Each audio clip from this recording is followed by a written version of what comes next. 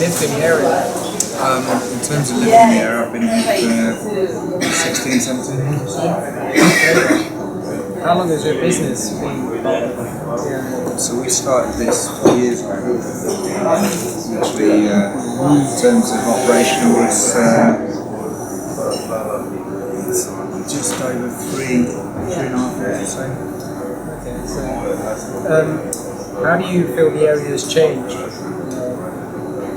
In terms of, well, personally, it's changed a lot in terms of the perspective of the type of people that are here. Certainly, a lot of housing situations changed. So that's brought a different kind of different personality. In terms of business perspective, even in our short time, 4 years here, it's changed radically. And that's, you're looking at the last 2 to 3 years, where it's just gone. The rate of acceleration in terms of busyness right through to the fact that the rates and the rents have just gone up and up. So you can see that by the type of business that are coming into the area as well. So in that period, as you said, it got really busy. So for a business perspective, in the last 2-3 years, it sounds like it's a good thing, getting more clientele. So is that totally a good thing for you, or is it a change of clientele? In respect to what we do, I mean, it's got busy. I can't deny that. However, we've always focused on the kind of local clientele, which means rather than looking at people coming in for Brixton Village and what have you, and trying to play our trade in terms of almost a tourist trade, as it were, although we're not considering tourists as an international scope, it's more people coming into Brixton to visit. We focused on kind of the other end of Brixton where people live here, they work here essentially. This is a local. This is the local. Yeah, so that was always our main concern. In terms of longevity for a business, I think that's quite that's quite an important space, especially for a bar like us. We need regular clientele. We need to make them feel familiar. We make them feel localised essentially, and let them know that there's somewhere that they can come. So it's got busier, but with respect to kind of how we've operated and the type of clientele, it's not changed too much. Do you think this business has made Brixton lose its culture in the past couple of years, or do you think it's still there? It's, I mean, this is an argument that's quite plain to see. I had a visit from the local MP recently, and she was asking me what she could do to help. Unfortunately, for us, it's too little too late. Our rent's gone up, which we just can't sustain as a business. We're doing very well.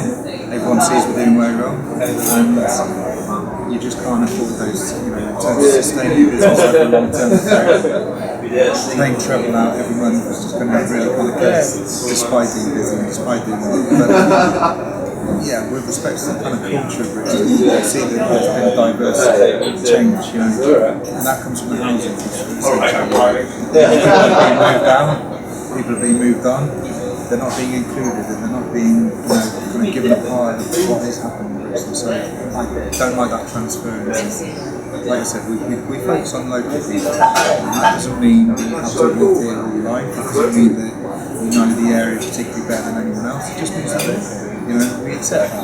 Brixton's always accepted it. However, when it comes to kind of seeing the culture change, I do think the identity's been torn out.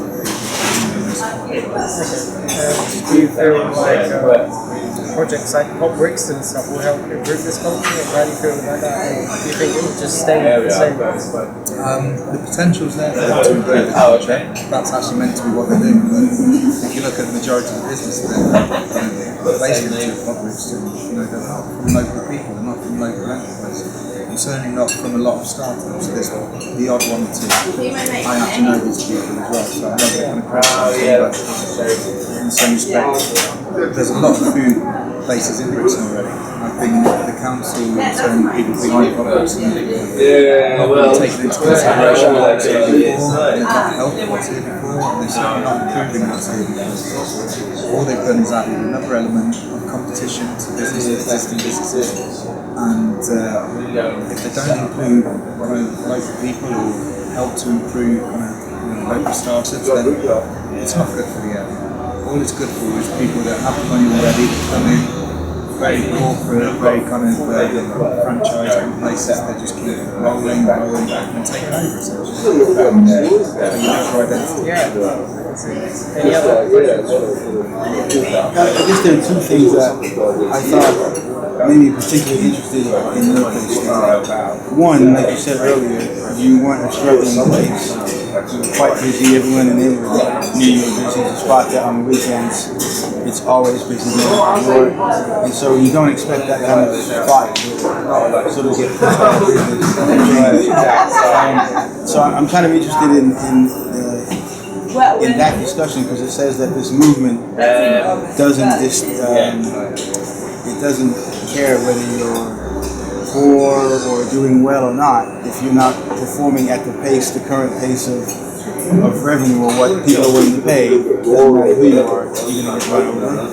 So that's that one side of it. And then I guess the other side of it is that some people feel like, and I can see where they're coming from, that it's people like Kaff Bar and other places who were willing to invest in the area when it wasn't so popular and trendy, that allowed it to become attractive enough for the bigger players to come in later. It seems kind of unfair that someone says, well, let them go in there and sort of slow it out because they're not afraid to get involved in the community. But once they get it to a certain level, then we'll come in and take them out and push them out and say thanks very much for paving the way for us, but we'll take it from there. What are your thoughts on those two things? Yeah, I mean, as you can imagine, it's personally it's quite hard.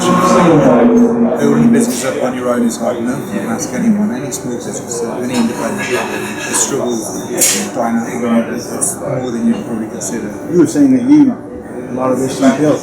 Yeah, I mean, literally, I built these walls. You know, I built the toilets. I painted everywhere. Not the spray paint. Not that talented. But yeah, you know, this is because of a lack of funding for us in the first place. My business partner was born in Brixton. I've been here 16 years. You want to work somewhere that you're familiar with, and you know, there's quite an idealism to, you know, it's on your doorstep, so it's not far to get to work. You know, if you want to be part of the community, it's important to work there. You know, and I'm not saying that everyone has to work out, you know, where they live, but it helps, and you feel a lot more passion towards it. You feel a lot more comfortable with it. You certainly know a lot more about it, so there's a lot of reasons for it.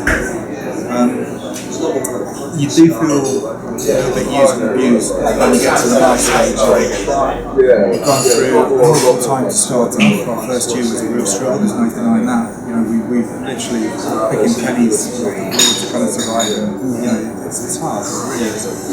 So to come out of that and consider yourself being a success in terms of making busy every weekend, we're making profit, it's fantastic progress. But then when it gets taken away from you, you know, you're talking the corporates, the big employees that come in, and it is like a steamroller effect. You know, it does feel like they've just gone wait for you to build the area up and make success, and then they've got, hey, we'll take that away from you, you know, we'll take it from here. It's like I've mentioned before, there's no inclusion, they're not helping, they're not kind of continuing what's gone on.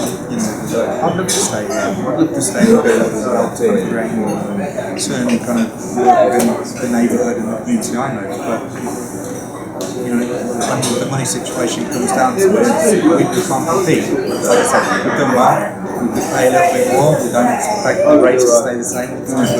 But if they're going to price you out in such a dramatic way that treble the rent, then what can you do? No, in this case, it's a private landlord, is it? So if you were we had Jack Hopkins, who's one of the area councilors for the Labour Party, in our office yesterday. So he had something to do with Pop Brixton, who's a part of sort of pushing that through. If he were here now, let's say not now, let's say he was here 9 months ago, what would you have asked him to do to sort of help in your situation, prevent your situation? You see, this is a difficult thing. We had a visit from a local MP recently, and she asked what she could do to help. Now, this was 2 weeks ago. The situation here has been done and dusted for a few months now in terms of we're a private business in terms of it's our own business. we've taken it upon our shoulders and we've taken the responsibility ourselves in terms of if we could sustain it, we will. We've had to argue it and spend over £15,000 in court fees just to get nowhere with regards to a result for us, which takes a lot out of you. And I don't want to cry and whinge. It's not anyone's fault except my own, essentially.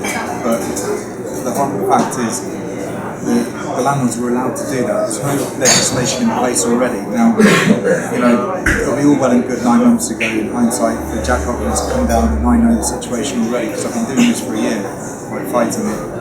And I could have turned around to them and said, hey, my landlord's allowed to put the rent up trailer. Unfortunately, he would have said the same thing my solicitor said, and yeah, they can.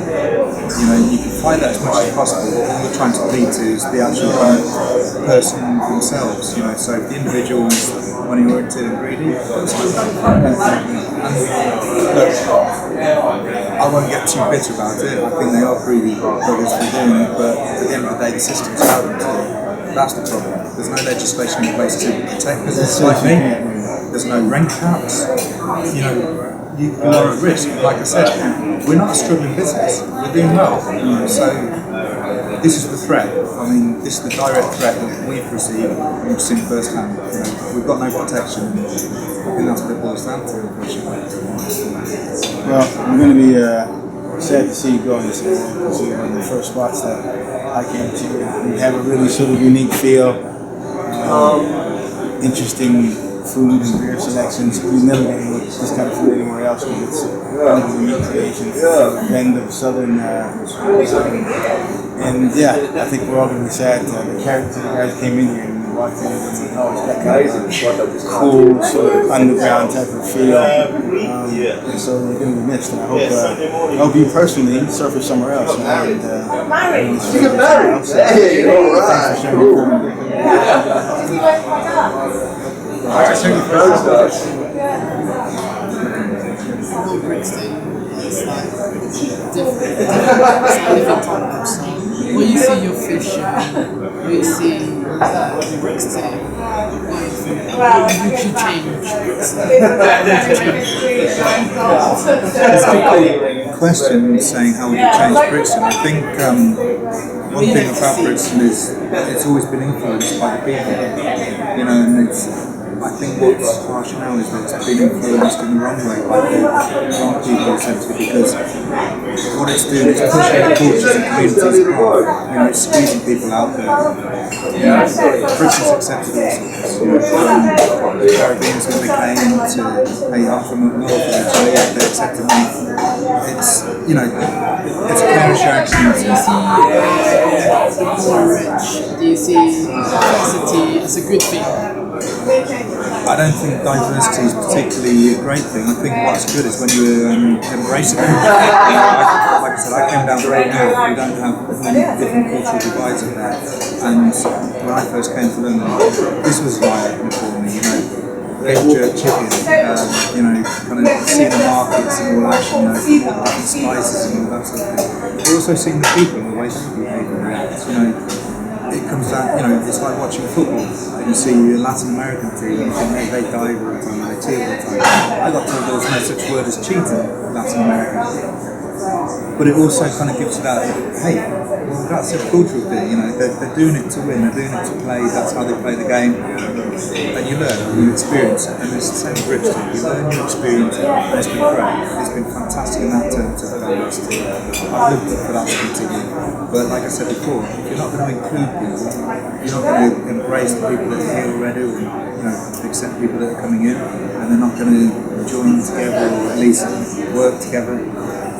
It's a sad state of affairs. It represents the whole country, let alone Brixton.